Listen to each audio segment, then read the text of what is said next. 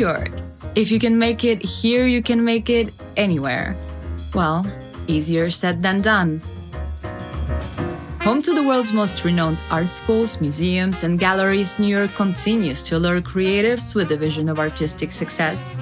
But what does it really take to make a name for yourself on such a competitive art scene?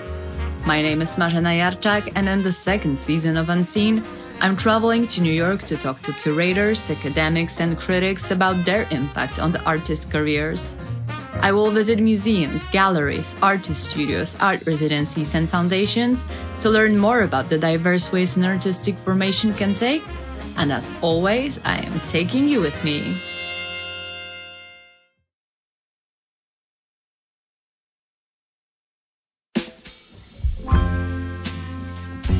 When conceiving exhibitions, artists work hand in hand with curators to develop and concretize their ideas. Alison Gingeras has served as one in some of the world's most renowned art institutions, including the Guggenheim Museum in New York, Centre Pompidou in Paris, Palazzo Grassi in Venice, or Dallas Contemporary. I'm meeting her at the TEFAF Art Fair to see the second part of her independent project titled Pictures Girls Make, and to talk about her approach to establishing and nurturing relations with artists. How would you describe the relationship between an artist and a curator? I think it's a relationship that exists in many different modes depending on where you're working. And I've always been on the other side of the barricade with the artists. I felt that my job is to be complicit with them, to really understand them. But when I worked at different museums, oftentimes curators felt that our job was to defend the institution or to somehow make the artist behave, and I am very much against that approach. So I think we're, in some ways, enablers. We are also there to scaffold out ideas sometimes, depending on the artist. I mean, some artists come fully formed and have very strong, not only practices, but also opinions and ways of constructing their own genealogy, and some really want to have that dialogue with you. And I really admire the way you introduce the artist that might be either challenging or controversial or overlooked or just simply very young to the conversation. Why is it so important for you to expand the awareness among the audiences about the diversity of the contributors to the art world? I guess on one hand, it's politics, because I've always been for the underdog. And so that underdog has changed in depending on the moment in history that we're in, or given the socio-political context. I think also I became a sort of born-again feminist art historian midway through my career, when I realized that when I had worked at big museums like the Guggenheim and the Pompidou, I had really focused on men, and specifically all these bad boys. And I thought, where are the bad girls? Where are the women? And why was I not, compelled to take that on? And so I sort of forced myself to think through who was left out of the first draft of feminist art history. And that has really driven the last at least 10 years of what I've been doing. And I think it's really important to question the canon. How do you look for your underdogs? It really depends. I think a lot of my work is driven just by my life experience. So for instance, for the past 20 years, I've been going to Poland and spending a lot of time there. And when I arrived there, I thought, why don't I know much about post-war Polish history? Some of the living artists are so many different ways. It can be word of mouth. It can be just Instagram. If you're doing a retrospective with an artist which would necessitate they be of a certain age and a certain degree of, it can be a very uphill conversation, because no one wants to necessarily be self-critical or have an outside eye. So you have to be very diplomatic and figure out how to unpack certain received ideas about an artist. But then, with this project, some of these artists I came to with art historical precedents and ideas, because we were talking about women and self-depiction going back to the 16th century. Sometimes, there's that incredible complicity where the artist takes your idea or your historical kind of example and then makes it their own, and that's often like very magical. And you mentioned writing. Your latest book, Pictures Girls Make, accompanying this exhibition, has just been out, and writing has long been a very important part of your practice. Why do you pay so much attention to it? Books are forever, exhibitions are temporary. So the book is as important, arguably for me more important than the shows. And, for instance, in Pictures Girls Make, there are certain images of works that we would not have been able to show because they're in museums or far away. So you can really make both a visual and a discursive argument. And what does it mean that an exhibition is badly or well curated? A bad exhibition is not just the quality of the work. I mean, I've seen plenty of bad exhibitions of great artists. It's really when it doesn't have the argument, it doesn't have the research, it doesn't have the discourse, the new light. It's very easy to do a show of a famous artist like Frida Kahlo. Like you have them in shopping malls now without even artworks. So I think it really has to do with the thinking. If the thinking is not good, the show is not good. Oftentimes I'm thinking, like, how would I explain this to my mom, who is not an art historian and not an academic?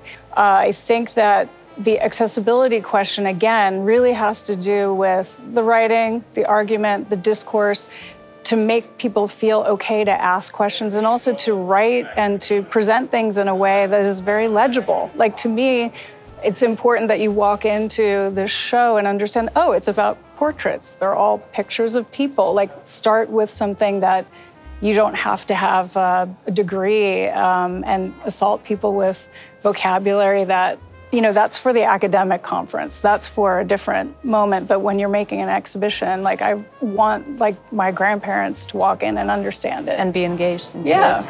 Yeah, and surprise themselves that the legibility of what the artist is doing, they don't need to be told. They can actually figure it out themselves.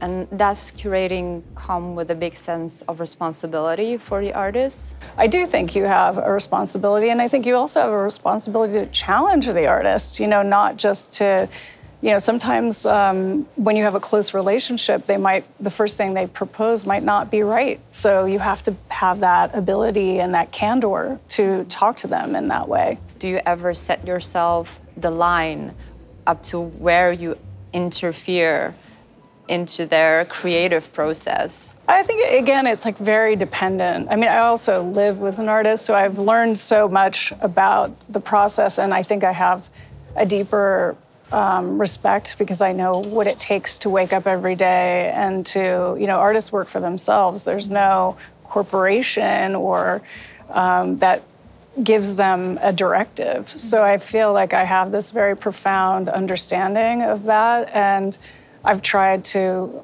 bring that empathy into the way that I build relationships. Once the exhibition opens, works become subjects of reviews. Those of renowned art critics are the most anticipated. Jerry Salt, who popularizes art criticism with his daily updates on his influential Instagram account, is a senior art critic at the New York Magazine. His essay, My Life as a Failed Artist, was awarded a Pulitzer Prize in Criticism in 2018 and inspired the publication of his book, How to Be an Artist, the New York Times bestseller. I'm visiting him at his New York apartment to talk about the power of art criticism to influence individual artistic careers. I'd like to think that art critics can open vectors to seeing and understanding art, of saying something, of recreating the work with judgment, description, ideas, and imagination that might make the work a little bit more accessible. I believe what Oscar Wilde said, the criticism, I'm not going to say it's harder than art, but you have to describe the art and then recreate a work of art in your work, in your criticism. And what kind of artists or what kind of qualities that artists might have you are not interested in? I don't like to have people doing this to me that much and telling me exactly what the work means. I'm interested in more space for the viewer. The space of doubt, the space of not knowing, the space of recreating for yourself, the space of miscreating, of getting it wrong and turning it into a new narrative. I love artists. Yeah, but does writing about them come with a lot of sense of responsibility?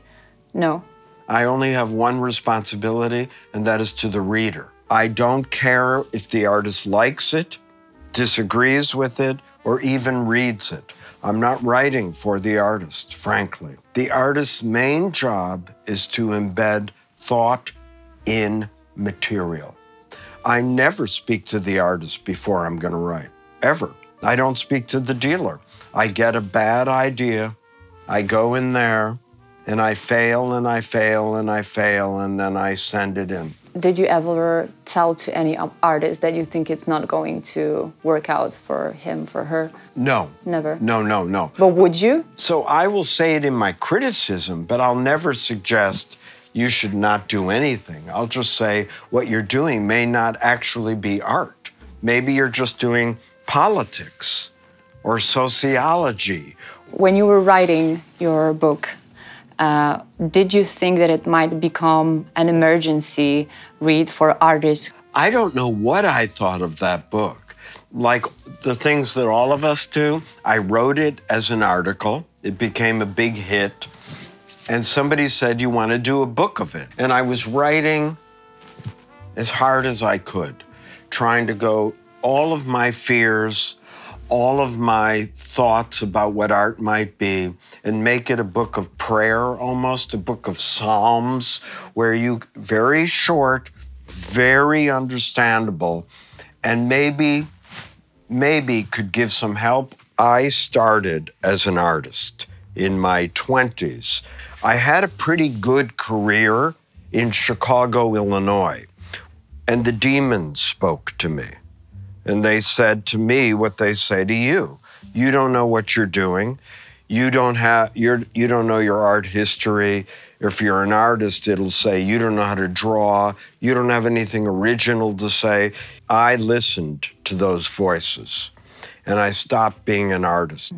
And one of your most famous, of course, and most quoted pieces of advice is don't be a crybaby and go to work, which sounds a little bit rough and direct, but at the same time, when I read your book, there was so much more tenderness in it. You give a lot of space for encouraging artists to giving in, embracing their weaknesses. They seem to be contradictory pieces of advice in a moment of a real crisis. How can an artist know how to navigate with them? My advice was, we all feel pretty rotten.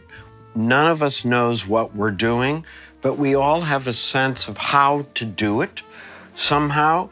And I say, work in your own voice, work often, work all the time. You know, artists have to finish the damn thing. They have to finish what they start. You have to begin working. Work comes from work. It doesn't come from over-research. I'm not interested. Of course, I love research. You research, I research. But really, at a certain point, you have to get to work and work. And you wrote a book, but you also continue to share your thoughts on how to be an artist on your Instagram, which is extremely popular. Do you think that artists need guidance on a daily basis? I do not think that any artist needs any guidance, but that doesn't stop me. My Instagram has been my greatest teacher, by far. Because everyone has something to say that I never thought before. The new art that I post, I don't necessarily love it. I just think there's something in some part of everything I post that has something convincing, something specific that is worth sharing. And being an artist requires a lot of courage to put yourself out there. And I think it puts you in an extremely fragile place. Yeah. And I can also imagine that accepting criticism isn't very easy. How do you think artists can learn to accept it? That's a great question. I think you have to have two sides. You have to go, they could be right. They could be right. Or isn't that strange how they misunderstand what I say? I don't think I was open to criticism as a young artist. And I don't think I got a lot. I think that artists have to become a little bit self-critical. They have to find a small audience who they really trust and go, is this okay? And if their friends say, it looks a little like, you know, Hilma af Klint, you have to be careful. And I always say to artists, if you think your work looks like Hilma af Klint, make it again. Make it 10,000 times, and then go and ask your friend. If it doesn't feel right, it's probably not right. Then it's got to go. Yeah. You got to go. Mm-hmm. Artworks that receive critical acclaim get the chance of being noticed by broader audiences. Art institutions play a vital role in preserving cultural heritage and validating artists' works. See our next episode to discover how institutions, from museums to foundations, can change the trajectory of an artist's career and preserve their legacy for future generations.